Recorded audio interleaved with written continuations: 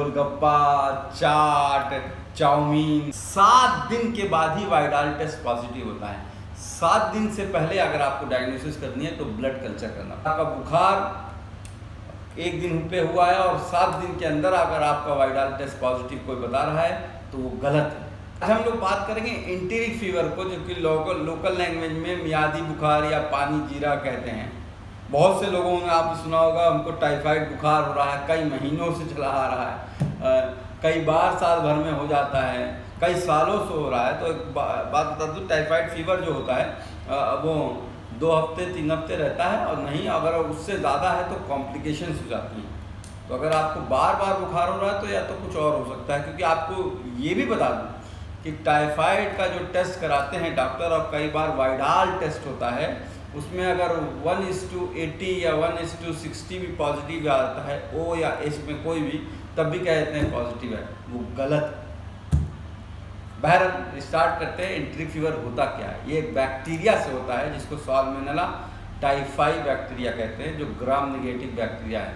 हालांकि साल्मोनेला पैराटाइफाई ए, salmonella पैराटाइफाई B, salmonella पैराटाइफाई सी वगैरह भी बैक्टीरिया होते हैं, पर मेनली साल्मोनेला टाइफाई है। ये इसके पॉलीसेकेराइड्स कैप्सूल्स होते हैं, और आपको 2 लाख लोगों की डेथ होती है हर साल पूरी दुनिया में, और इतनी इजीली से डायग्नोस वाली बीमारी है और बहुत इजी से क्योर भी हो जाती है।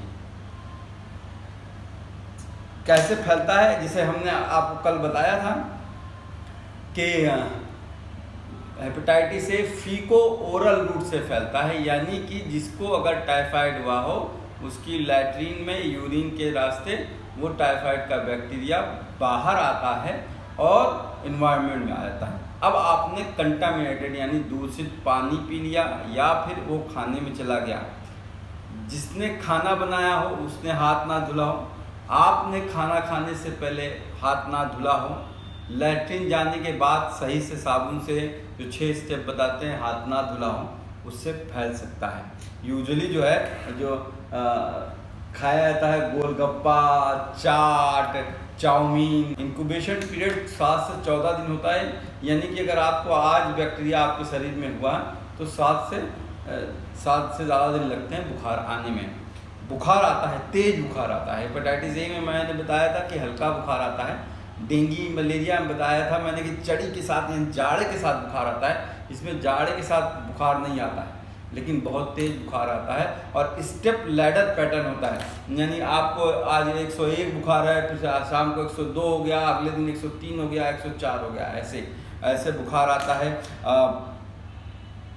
मतली आती है, उल्टी होती है, दस्त होता है। कई बार जो है कन्फ्यूजन हो जाता है कि डायरिया हो गया, गैस्ट्रोएंटेराइटिस हो गया। कई बार बच्चे मेरे पास आते हैं और जब मैं उनका एग्जामिनेशन करता हूं तो लीवर जो है बढ़ा हुआ, स्प्लीन बढ़ी हुई मिल सकती है, इक्ट्रेस हो सकता है, यानी पीलिया हो सकता है, पैलर हो सकता है, रिलेटिव ब्रैडिकार्डिया यानी कि आपका हार्ट रेट। हालांकि जब भी बुखार बढ़ता है, कहते हैं 1 डिग्री टेम्परेचर बुखार बढ़ने पे आपका हार्ट रेट 10 बार बढ़ जाता है, यानी कि 90 हुआ है नॉर्मल आपका तो 100 हो जाता है। लेकिन यहाँ पे रिलेटिव ब्रैडिकार्डिया आता है, यानी कि हार्ट रेट थोड़ा सा कम रहता है, और ब्लीड हो सकता है, अल्सर कहते हैं पाया जाता है इंटेस्टाइन में कभी कभी, अगर बहुत दिनों तक इस टाइफाइड का इलाज ना हो।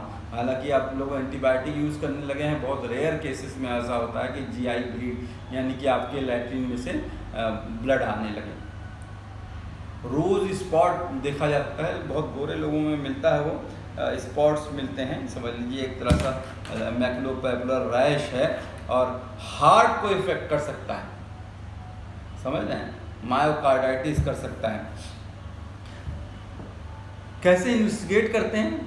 तो मैंने आपको पहले ही बताया, वाइडाल टेस्ट जो किया जाता है। मान लीजिए आपका फीवर आया है सोमवार को और आप डॉक्टर के पास गए बुधवार को, और उसने टेस्ट कर लिया और वाइडाल में जो है 1:80 या 1:120 आया है, तो कह दिया अरे टाइफाइड हो गया है। नहीं, 7 दिन के बाद ही वाइडाल टेस्ट पॉजिटिव होता है। 7 दिन से पहले अगर आपको डायग्नोसिस करनी है तो ब्लड कल्चर करना पड़ेगा। वाइडाल टेस्ट जो होता है 1:300, जब तक O और H एंटीजन दोनों के लिए पॉजिटिव ना हो, पॉजिटिव नहीं माना जाता है। स्टूल यूरिन का कल्चर आप कर सकते हो। टोटल काउंट जो होता है, WBC काउंट जो होता है वो कम हो जाता है, जिसमें लिम्फोसाइट ज़्यादा होते हैं। प्लेटलेट इसमें भी कम होता है। मैं बार बार कहता हूँ, प्लेटलेट का कम होना सिर्फ डेंगू नहीं है, वायरल फीवर से भी हो सकता है और बहुत सी और बीमारियों से भी हो सकता है। LFT डीरेंज हो सकता है। तो यहाँ पे सब टेस्ट के बारे में बस आपको जनरल लोगों को यही बताना चाहूँगा कि अगर आपका बुखार 1 दिन पे हुआ है और 7 दिन के अंदर अगर आपका वाइडाल टेस्ट पॉजिटिव कोई बता रहा है तो वो गलत है। ट्रीटमेंट में बहुत से एंटीबायोटिक्स हैं। पुराने ज़माने में क्लोरामफेनिकॉल यूज़ कर सकते थे, एम्पिसिलिन यूज़ कर सकते थे, सेफ्ट्रॉन यूज़ कर सकते हैं, लेकिन धीरे धीरे इतना ज़्यादा लोग यूज़ करने लगे कि वायरल बुखार भी होता है तब भी जो है टाइफाइड की दवा देने लगे तो रेजिस्टेंट हो गए। अब आजकल के दौर में सेफेक्सिम यूज़ करते हैं, एजिथ्रोमाइसिन यूज़ करते हैं, सिप्रोफ्लॉक्सासिन यूज़ करते हैं, ओफ्लॉक्सासिन यूज़ कर सकते हैं। सेफेक्सिम और एजिथ्रोमाइसिन की डबल डोज देनी पड़ती है, यानी सेफेक्सिम और जैसे आप 8 mg पर kg देते हो तो आप 20 mg पर kg पर डे देना पड़ता है। और 14 दिन का कोर्स पूरा करना होगा। 14 दिन से पहले नहीं करना है, नहीं तो पता चलेगा आपने 7 दिन किया, 5 दिन किया, 10 दिन किया और फिर आपको वो रिकरेंस हो गया। तो पूरा 14 डेज का कोर्स है, पूरा करना पड़ेगा। कई बार बहुत तेज बुखार हो जाता है, उसकी वजह से डिहाइड्रेशन यानी शरीर में कमी हो जाती है, पेशाब कम होने लगता है, तो डॉक्टर हो सकता है फ्लूइड भी आपको दे और इंजेक्टेबल एंटीबायोटिक दे। जो ड्रग ऑफ चॉइस है सेफ्ट्राइक्सोन का 75 mg पर kg पर dose BD for 5 to 7 days देते हैं। और फिर मैं बार बार ये कहूँगा कि prevention is better than cure. Prevention बहुत ज़रूरी है। और कोई फिर वही जादू की बात नहीं करूँगा, मैं यही बात करूँगा कि हाथ धुलिए, हाथ धुलिए, हाथ धुलिए। खाना खाने से पहले हाथ धुलिए, खाना खाने के बाद हाथ धुलिए, लैट्रिन से आने के बाद हाथ धुलिए। और जैसे हमने बताया था हेपेटाइटिस A का टाइम पे कि आपको जो खाना बनाता हो वो अच्छी तरह से उसको हाथ धुलना चाहिए। फल सब्जियां अच्छी तरह से धुली होनी चाहिए। पकाते हैं तो हमें अच्छी पानी जो है उसको भी पानी जो है अच्छी तरह से बॉयल करके करना चाहिए। और पानी पीने वाला भी बॉयल करके ठंडा करके पीजिए। साफ़ सफाई का ध्यान रखिए, तो इसी से टाइफाइड आप बच सकते हैं। एक किस्सा हम लोग को सुनाया था जब हम लोग पढ़ाई करते थे कि एक दाई माँ थी जो खाना बनाती थी हॉस्टल में, उनको टाइफाइड हो गया और वो सही से हाथ नहीं धुलती थी, तो धीरे धीरे पूरे स्कूल के बच्चों को टाइफाइड हो गया।